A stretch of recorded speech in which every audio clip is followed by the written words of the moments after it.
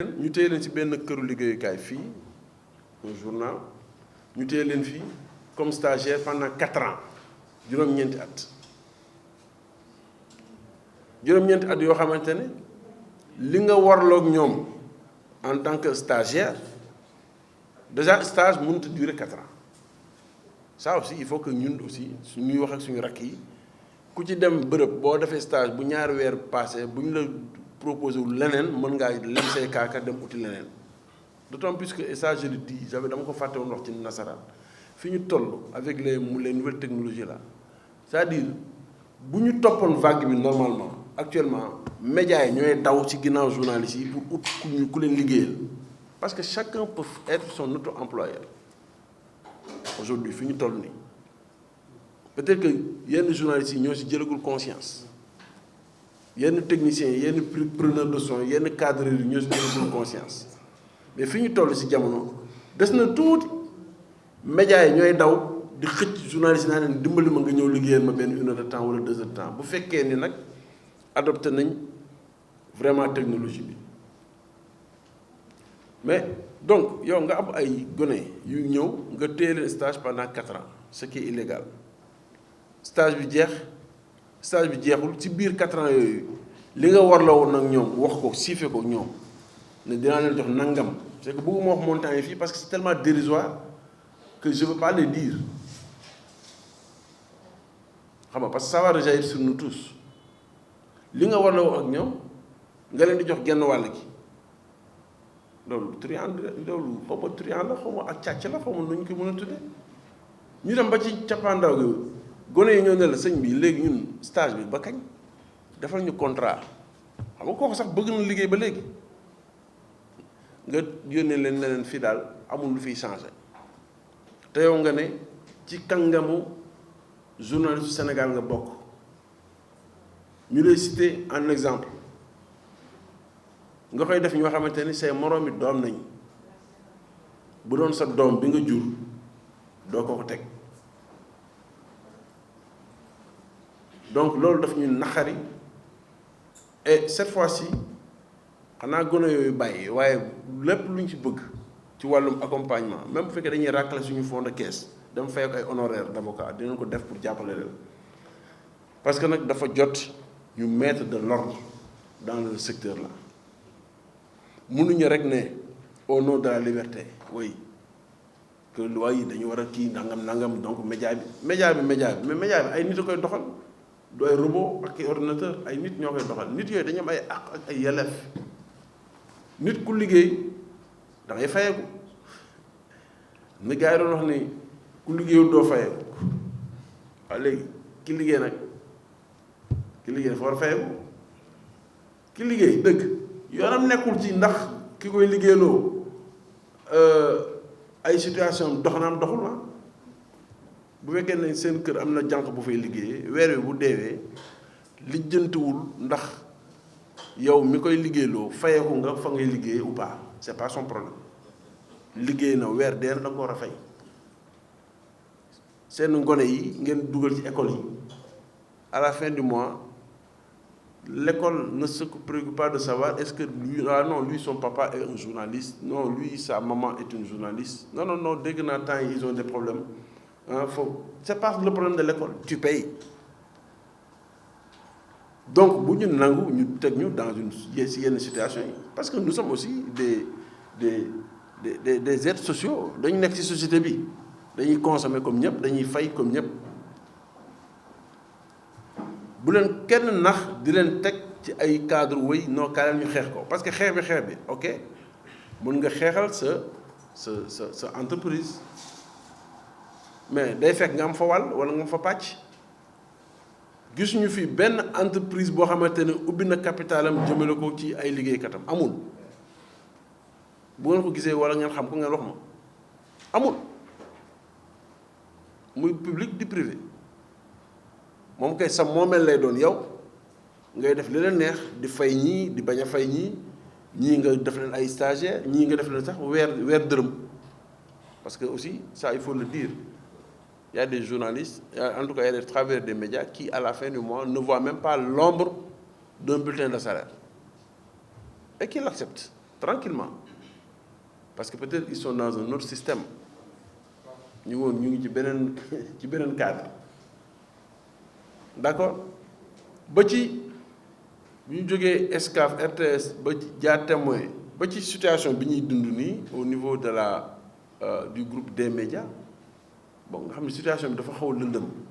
parce que moi personnellement maa ngi ut ay éléments pour mën a analyser la vérité parce que aussi la vérité du li ñu lay wax la vérité mooy li nga xamante ni da nga ci am ay firnde d'accord ba ci média boobu tey dégg nañ ni au moins fay nañ salaire yi ça veut dire que au moins góorgóorlu nañ malgré la situation bi ñuy dénoncé ne seeni compte dañ ko tëj ndax jëm ci wàllum l'impôt bu ñu ameel bu ñu ne ñoom bu leen état ne dañ ko ameel man ñun li ñu fa soxal mooy mbébétu liggéeykat yi est-ce que liggéeykat yi fay nañ leen oui on nous a dit il y a 2 jours que fay nañ leen donc nañu góorgóorlu nag bay continuer di fay liggéeykat yi na liggéeykat yi aussi góorgóorlu ba ñu continuer di leen di fay ndax ku liggéeyu doo fayoo du dëgg ci loolu na état bi yolomal tamit yolomal bi pour man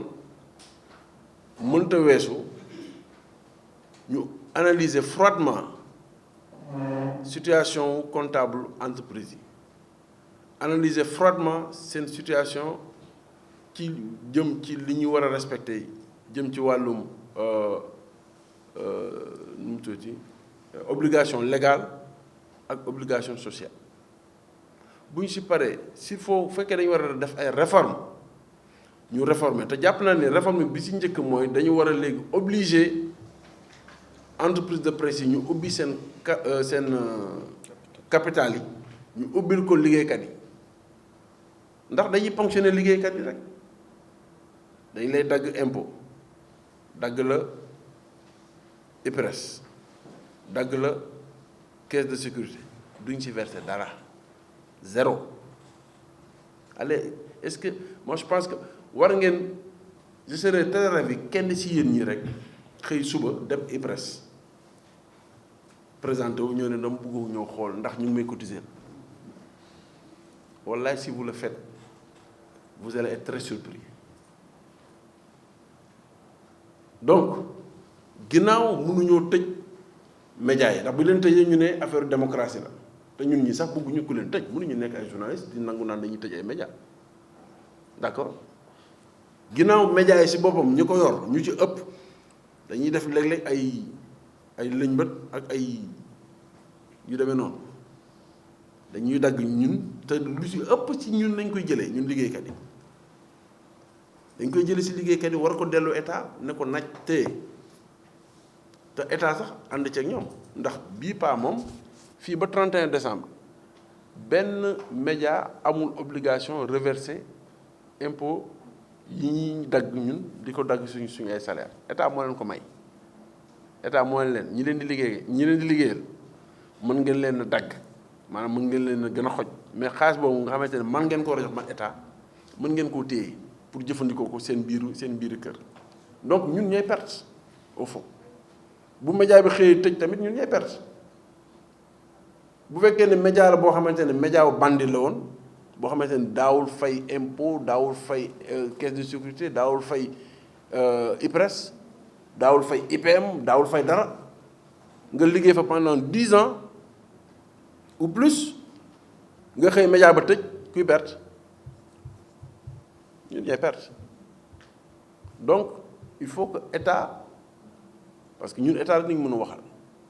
moom moo am doole ji moom moo am pouvoir de contrôle ne serait-ce que pouvoir de contrôle état moo ko am moom mooy teg ay loi am mooy teg ay règlement am moom moo am une administration qui doit aller au contrôle il faut que contrôle bi gën a dëgër mais que li ñuy séntu ci ginnaaw contrôle bi du tëj ay médias li ñu siy séntu mooy fexe ba teg ay solutions yoo xamante ne ñun ñi nga xamante ne ñooy liggéeykat yi suñu intérêt dañ koy retrouver au sein des conseils d'administration parce que li nga bokk li nga moom ak li ñu la boole ñett yooyu rek a fi ne bés bu ñu si bokkee xëy na nii muy demee nii dootu ñu demee ndax bu boobaa travailleurs yi dinañ am seeni représentants au sein du conseil d'administration dinañ xam kër gi nu muy doxee donc il faudrait qu'on en arrive à cela bi ci des mooy ñaari mbir la bu njëkk bi mooy lii lépp ñu wax nii jàpp nañ ni dañ ko war a gën a mën a waxtaane ci cadre boo xamante ne cadre bu gën a yaatu lay doon nga xamante ni boroom xam-xam yi nga xamante ne ñii seen xam-xam dafa jëm ci droit des médias ñii seen xam-xam jëm ci droit social ñii seen xam-xam jëm ci droit des entreprises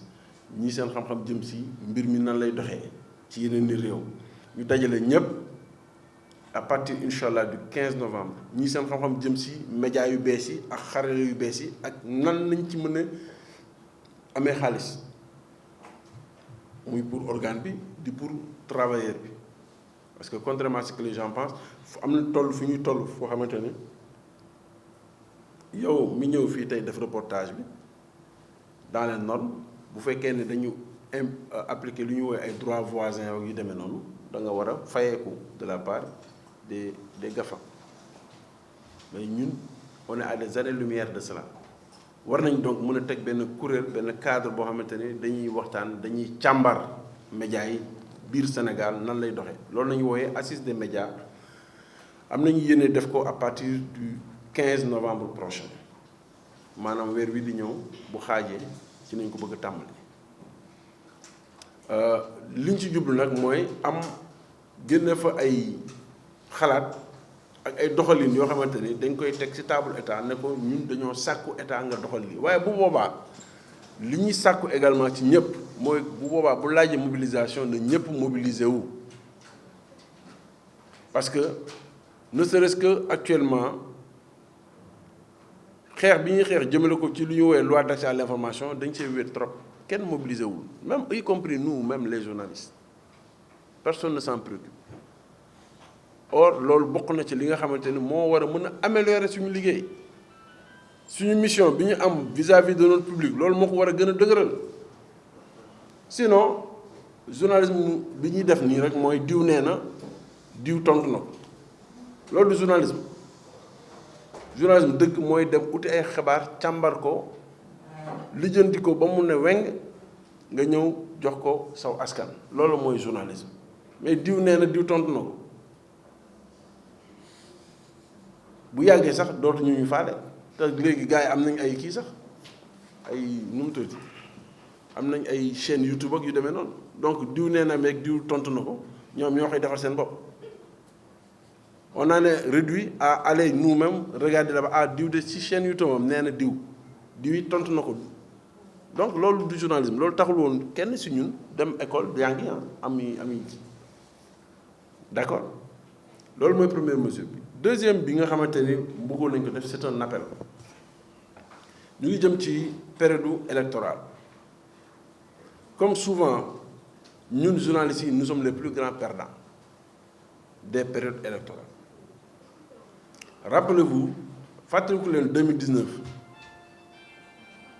xaw tuuti rek ñu rey suñu fanweeri moroom ak lu teg ci loo xamante